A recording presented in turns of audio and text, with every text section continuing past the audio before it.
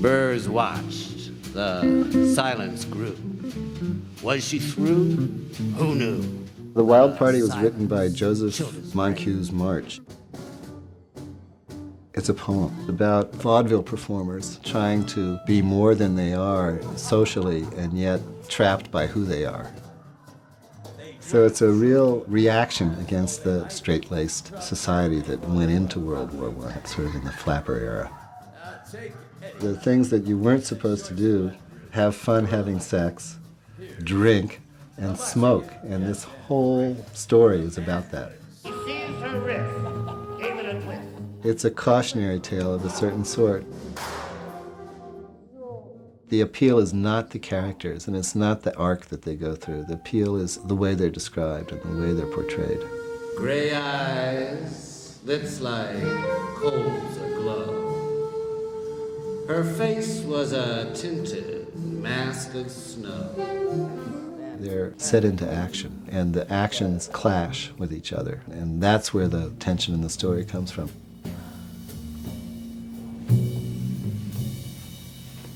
The shadow world is a world about fantasy more than about realism, and that there has to be some element of non-reality to make a shadow play real.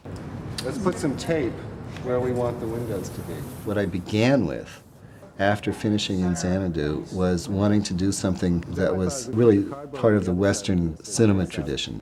I was thinking of doing film noir.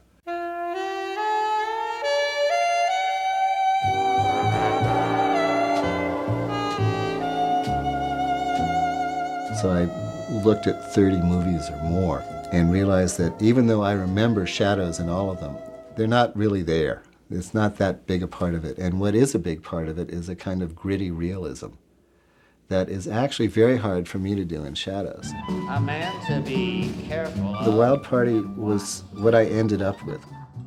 What's difficult about it from a theatrical point of view is that it's so confined. It takes place in one apartment, in one evening, in one party. The gang was there when midnight came.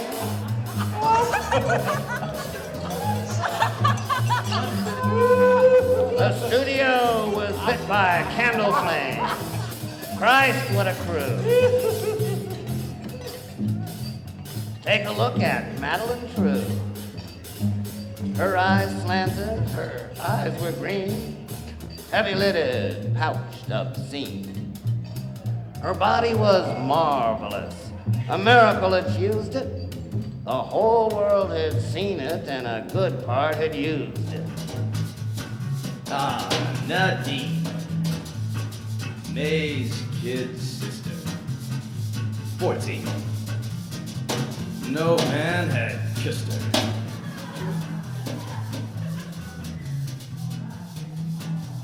And of course hers, natty and gray, with a breath you could smell a yard away. Putting his better foot foremost and trying to be the perfect host. Well, what we can do is move this and put it in a different place and see how it looks. As these windows start to get smaller, the city's going to get bigger until we start heading down this and get to his big window. And you started zooming back from this. In this production of Wild Party, we wanted to bring a lot more visuals to it, a lot more close-ups, and make it a more cinematic experience.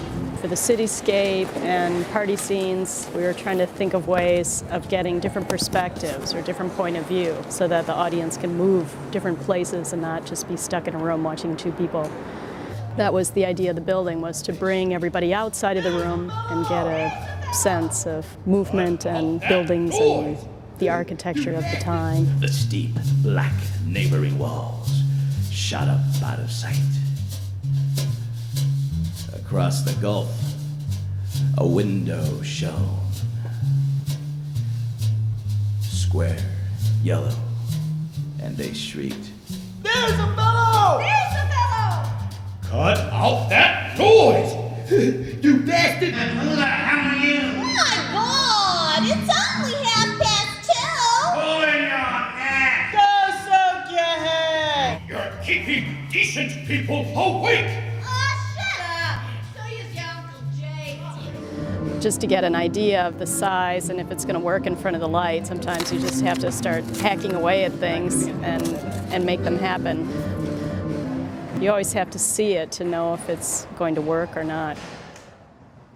When I first saw Larry's work with The Tempest, that the scrim was going to go up and I was going to see incredible equipment backstage, lasers and computers and all kinds of, huge elaborate sets. And instead, it's these little people holding cut-out pieces of cardboard and flashlights. It is so homemade. Queenie, for instance, is wearing this negligee and some old hip band I bought, a long time ago, and some $5 shoes from Payless. And she, looking fairly demented, in this mask. And the fact that in shadow she manages to come off as this very elegant figure, I love that difference.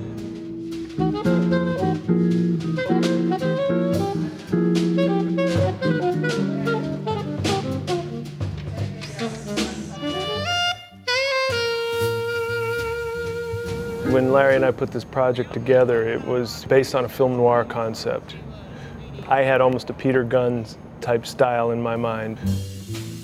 The importance of the music is to help enhance any sort of moodiness and to allow things to happen. They floated dream-like across the floor towards the bedroom door. I started with an idea that certain central characters would have their own theme.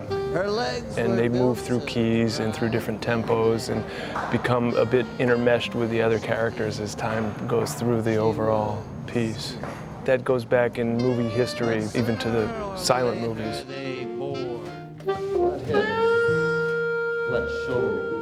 Queenie to me was an alto saxophone. That's why I had to have it. There's a very brooding, sexy type of almost Goldfinger sounding.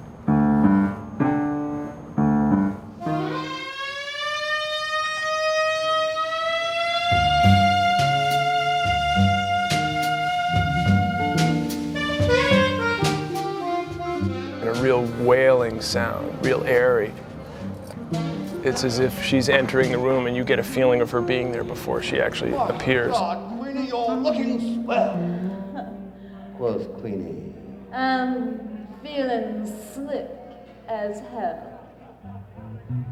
Queenie is somebody who's just over the hill and doesn't quite know it yet. And that's an interesting part of anybody's life, really. She lay stretched out on a crumpled bed, naked, slim arms above her head. Queenie is kind of a quintessential slut, but the way that you need to play Queenie is a queen. Queenie! He seized her arm, shook it. She may have been pleased, but she didn't look it. Queenie's definitely a sexual manipulator and is out to kind of use all of her power to kind of get what she wants. She was cold as ice all through it. She had him now, and she knew it. She covered his mouth with a kiss like flame, and he quivered, and he gasped. Oh, and he almost came. Now, swift as a snake, she shifted. Oh! She leapt up, fled with hard laughter. Bleeding at the mouth, he rushed after. You rotten bitch, I'll fix you yet. She grabbed a knife from the kitchenette and a brown bottle with a whiskey label, then fled swiftly round the table. You touch me and I'll kill you, you filthy bastard! The threat was banal, but her tone lent it a quality that showed she meant it. Come on, be a sport. Go on, cutie, drop the knife. Let's call it quits. I like my life. Yeah, I wouldn't choose it. And once and for all, I'll tell you what. The next time you call me a lazy slut, if I can find a knife, I'll damned well use it. So kick that idea around to you.